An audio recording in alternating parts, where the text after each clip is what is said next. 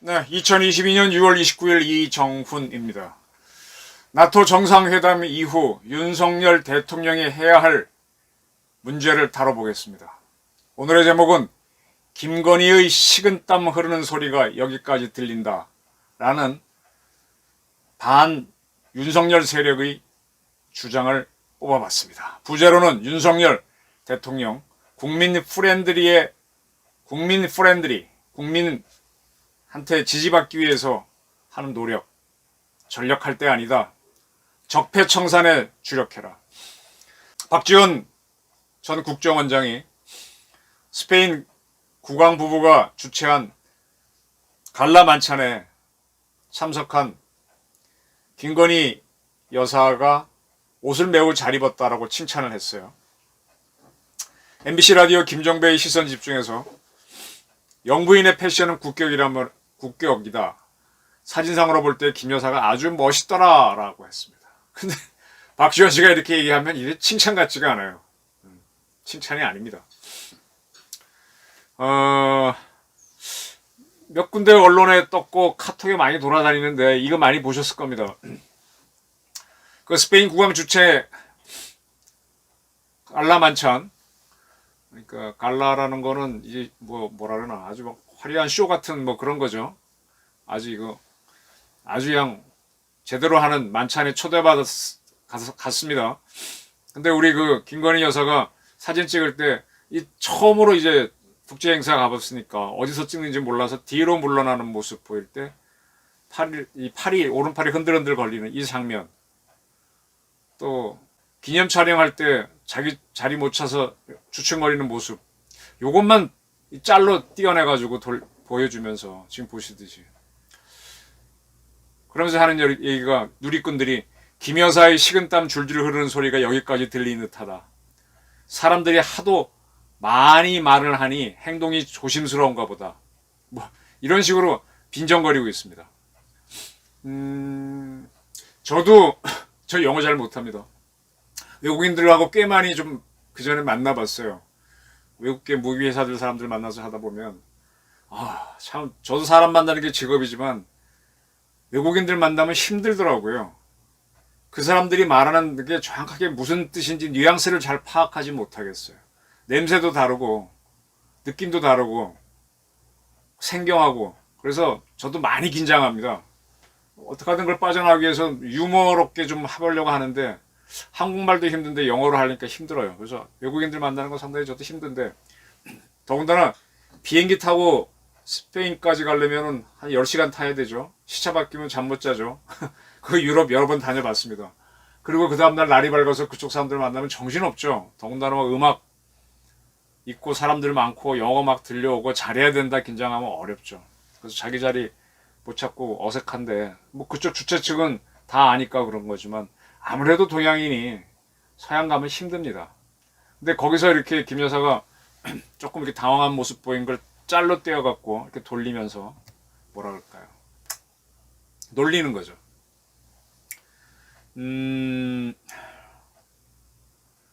이런 여론조사가 있습니다. 지금 김건희 여사께서 활동을 했죠. 전 영부인들을 다 찾아갔습니다. 손명순 여사까지, 90이 넘으신 손 여사까지 찾아가고, 또 권양숙, 또 김정숙 여사도 다 만났습니다. 어떻게 보면은 참 의연한 모습이죠. 오랜만에 젊은 영부인인데 나이 많은 할머니, 어머니 뻘 전직 영부인들을 다 만나고 하는 모습 보게 되면 상당히 어떻게 보면 잘 봐줄 수 있는데, 일반 국민들은 그렇게 보는 것 같지 않아요. 일반 국민들은 아마 김건희 여사도 그렇게 나이 많은 분들 만나면 힘들 텐데, 쿠키뉴스가 데이터 리서치한테 의뢰해서 6월 27일 1000명 대상으로 김건희 여사에 대한 대통령 부인으로서의 평가를 조사했는데, 잘못한다는 응답이 56.3, 잘한다가 36.6, 상당한 비율로 잘못한다가 많이 나왔습니다. 이걸 어떻게 봐야 될까요? 이 여론조사가 잘못됐다라고도 할 수 있습니다. 그런 주장을 할 수 있는데, 근데 뭐 이거 보게 되면 대구 경북에서는 잘한다가 많았고 진보 쪽에서는 못한다가 많았다. 뭐 이런 거 대충 맞는 것 같기도 하고, 자기가 어떻게 봐야 되겠습니까? 그리고 이제 윤석열 대통령 지지율도 지금 50% 이하로 떨어졌죠. 40%대로 떨어졌습니다. 이제 대통령이 취임하고 2달이 아직 안 됐는데 자꾸 떨어지고 있어요. 뭐 데드 크로스 얘기도 나옵니다. 저는 김건희 여사를 보면서 떠오르는 사람이 이순자 여사입니다. 이순자 여사, 전두환 대통령이 47의 대통령이 됐으니까 제가 나이가 금방 안 떠오르는데 아마 이순자 여사는 40, 나이 차이가 좀 두 분이 많이 나니까 40쯤 되지 않아서 영부인이 됐나? 상당히 젊은 나이에 됐습니다. 그리고 이순자 여사는 굉장히 공부를 잘한 사람입니다. 옛날 시험 봤을 때 경기여고를 나왔고요. 이화여자대학교 의과대학에 입학한 사람입니다. 옛날에 시험이 본고사가 있을 때 여학생들은 서울대학교나 연고대 잘 안 갔습니다. 대부분 이대를 갑니다. 여자들이 가는 이대에서도 의대가 아주 굉장히 치열했는데 거기에 당당히 합격했던 사람입니다. 그리고 상당히 인물도 훤하신 분이고. 근데 전두환 대통령의 부인으로서 전 대통령이 집권해서 그분이 나와가지고 활동을 했을 때 많은 사람들이 이렇게 깎아내렸어요. 저는 이순자 여사를 그 이후에 연희동에서 몇 차례 만난 적이 있습니다. 막 전두환 전 대통령하고 대화하고 있는데 오셔갖고 각하 식사하고 하세요. 젊은 사람들은 배고파요. 뭐 그런 투로 얘기하십니다. 꼭 그렇게 존대를 하시고 남편에 대해서 각하라고 이런 표현을 썼죠. 그러면 전두환 대통령은 뭔 소리 해? 가! 쓸데없는 소리 하지 말고 저리 가! 그럽니다. 굉장히 권위주의로 얘기하고 나서 조금 있다가 우린 뭐 밥 먹고 할까? 이런 식으로 이제 하더라고요. 그리고 다른 분 얘기 들어보면은 이렇게 자기가 연희동 가서 문을 열고 나가다 뭐가 툭 부닥쳐서 보면 어떤 아주머니가 마루를 닦고 있어서 죄송합니다 하고 보면 이제 이순자 여사였다는 얘기가 참 많아요. 그러니까 이순자 여사에 대해서 알려진 거하고 실지는 저는 다르다는 걸 압니다. 공부도 많이 하셨고 굉장히 헌신적이고 오로지 남편만을. 제가 이런 분으로서 하나 기억에 남는 분은 남재준 전 국정원장 사모님이 또 그런 분이에요. 이렇게 밥을 같이 먹어보면 계속 남편만 쳐다보고 있어요. 굉장히 인상적이었어요. 근데 그 똑똑하고 젊고 훤한 그런 이순자 여사를 자꾸 깎아내리는 게 많았거든요. 그런 비슷한 어떤 덫에 걸려있는 게 김건희 여사가 아닌가 싶습니다. 옷도 이번에 보니까 굉장히 잘 입고 멋있게 입고 그 비싼 옷이 아니고요. 그리고 인물 좋고 그런데 이상하게 사람들이 합니다. 근데 이거를 보니까 이순자 여사에 대한 그 당시 반발은 저처럼 대학 다녔던 젊은 친구들이 자꾸 깎아내렸어요. 전두환에 대한 불만 때문에 그랬는데 지금은 김건희 여사에 대해서는 여성들이 오히려 조금 더 질시를 하는 느낌이 들어요. 제가 살면서 제일 어려운 게 이 질시를 극복하는 방법은 저는 아직도 지금 잘 못 찾고 있습니다. 열심히 뭐 설득하려고 해도 안 되고 일을 열심히 해도 인정을 안 해주고 방법이 없어요. 저는 이제 윤석열 대통령이 이제 강아지와 같이 이렇게 뭐 부인하고 걷는 것도 보이고 뭐 하면서 이제 부인이 할 수 있는 공간을 열어주기 위해서 잠시 프렌들리하게 나갔습니다. 그리고 그 속에서 이제 김 여사가 몇 가지 행동들을 했는데 그렇게 좋은 반응들이 안 나옵니다. 좋아하는 사람들은 팬덤으로 굉장히 좋아합니다. 근데 아닌 분들을 또 제법 있다는 문제예요. 그래서 김건희 팬카페 변호사하고 누구하고 다투고 막 그런 문제까지 생기는데 너무 의견이 극명한 거죠. 그리고 이재호 전 의원은 이런 얘기합니다. 그 김건희 여사가 전 영부인들 만나고 한 거에 대해서 그건 내조가 아니라 본인의 독자적인 정치 활동이다. 그 KBS 최영일의 시사본부에서 나와서 어딜 가는데 누가 수행한 사람들이 있고 전직 영부인들을 만나는데 행사하듯이 만나서 사진이 나오고 하면 그건 다 정치 행보다. 그건 아니다라고 얘기했어요. 뭐 이재호 씨에 대해서는 각자가 다 의견들이 있겠지만 정치 경험이 많은 사람이 이런 얘기하는 거는 조금 들을 필요가 있죠. 저는 이렇게 김건희 여사의 이 행동들을 하는 과정, 그러니까 그런 걸 거쳐갖고 이제 세계 무대에 나가서 이제 나토 정상들도 만나고 하는데 처음 나간 데다가 어색한 데다가 힘든 데다가 거기서 이렇게 팔이 좀 흔들렸다고 시비 거는 사람들 참 어떻게 답이 없네요. 잘하면 잘한다고 또 하겠죠. 제가 드리는 말씀은 이제 김건희 여사도 뭔가 역할을 해야 되는데 거기에 주력하다 보니까 지금 본질을 놓쳤다는 얘기를 하려고 합니다. 윤석열 대통령이 지금 취임하고 2달이 다 돼갑니다. 근데 지지율이 좀 떨어지고 있죠. 근데 대한민국 사회는 항상 51대 49회 정도거든요. 무조건 보수 지지 한 40 몇 프로, 무조건 그 반대 지지 40 몇 프로, 중간에 한 10 몇 프로가 있는 사회입니다. 근데 윤석열 대통령 지지하는 세력, 저를 국힘당 대표로 꽂아도 저도 한 49%는 무조건 나오게 돼 있습니다. 나머지 몇 프로만 끌고 오면 당선되는 거거든요.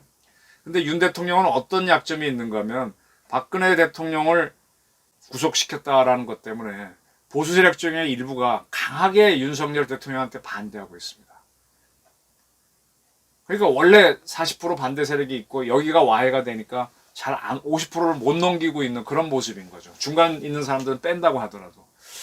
이런 상태에서는 또 부인에 대한 지지율도 좀 떨어지고 그러면 정치를 하기 상당히 어렵습니다. 자, 우리가 윤석열 대통령을 뽑아준 이유가 뭡니까? 간단합니다. 문재인 정권이 쌓아놓은 똥이 너무 많죠. 진짜 이거 치우는 적폐청산 해달라고 한 거잖아요. 근데 윤 대통령이 한 2달 동안 그걸 조금 하는 듯 하다가 멈춰버리고 다른 쪽으로 갔죠. 그리고 김건희 여사가 굉장히 관심을 끌었다가 오히려 이제 질치를 받는 모습인데 저는 윤 대통령이 지금 주력해야 될 거는 아침에 뭐 용산 대통령실을 출근하다가 기자들 만나갖고 도어 스태핑하고 한마디 하고 이렇게 멋있게 하는 거 그거 본질이 아닙니다. 그럼 국민들이 그 국민 프렌들리 모습인데 권위주의적 모습 버리고 하는 건데 그게 아니고요. 대통령 본질로 돌아가십시오. 뭘 해야 되냐? 검사 출신이고 타사 현장을 해왔던 그런 직업이니까 대장동 게이트 수사해서 이재명을 잡아넣어야죠. 그게 본질입니다. 그리고 해수부 공무원 사건 내서 변증만 올리지 말고 뭐 대통령 기록 같은 거 SI 뭐 공개할 수 있는 쪽으로 가서 그냥 들어가는 거예요. 그 다음에 탈북했던 북한 선언을 강제 송환한 과정 우리 국민 보호 안 한 거 척척척척 들어가는 겁니다. 그 탈핵 정책했던 거에서 척척척 수사 들어가는 거예요. 그렇게 하면은 이 관심이 김건희 여사에 쏠렸던 거 또 뭐 도어 스태핑에 쏠렸던 게 일로 쫙 가면서 사람들이 하고 쳐다보면서 그럼 국가가 돌아가는 거죠. 지금 신정부 출범하고 이제 많은 공무원들이 신정부 눈치를 보고 따라가는 척하지만 아직도 양다리입니다. 아직도 힘이 5대5란 얘기예요. 근데 이게 수사에서 툭 해야죠. 대장동 게이트에 대해서 재판만 하고 있지 뭘 합니까?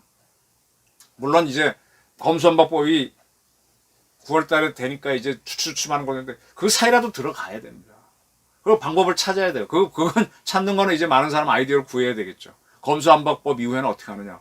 경찰이 수사를 해야 되는데 지금 뒤늦게 이상민 장관 내세워서 이제 경찰 장악하기 위해서 애를 쓰는데 어떤 분은 그런 얘기 하더라고요. 결국은 이 경찰이라고 하는 조직은요. 범인을 잡는 수사를 잘해요. 잠복했다가 덮치고 뭐 따라가서 잡고 이런 거 잘하죠. 격투를 하고 액션이 나오는 거고. 검사는 뭡니까? 검사는 그렇게 이런 식으로 수사해와 이런 식으로 수사해와 법적인 검토를 하고 이렇게 그런 기소를 하는 게 다르지 않습니까? 쥐는 잘하죠. 그러니까 별 4개짜리 사람이 전쟁은 쥐기 잘해도 총은 잘 못 쏘잖아요. 저도 뭐 사건 현장 많이 가봤지만 제가 저보고 범인 잡으라 그러면 제가 저 맞지 제가 잡겠습니까?